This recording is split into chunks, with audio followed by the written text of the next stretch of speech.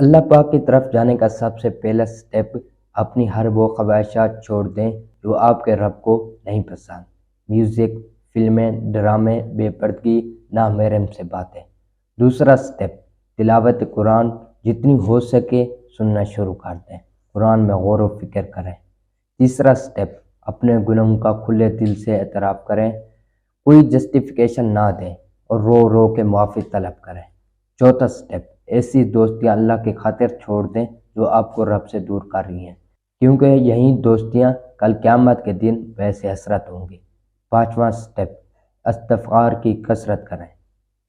چھٹا سٹیپ ایسی مجالس سے کنارہ کر لیں جدھر اللہ تعالیٰ کی نافرمانی ہو رہی ہو، دین کا مذاق اڑایا جا رہا ہو۔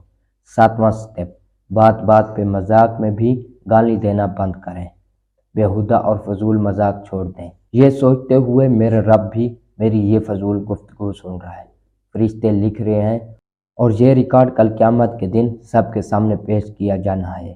آٹھواں سٹیپ اپنا کوئی ایسا دوست بنائیں یا کوئی ایسا ضرور ہو ساتھ میں جو آپ کو رب کے قریب کرے۔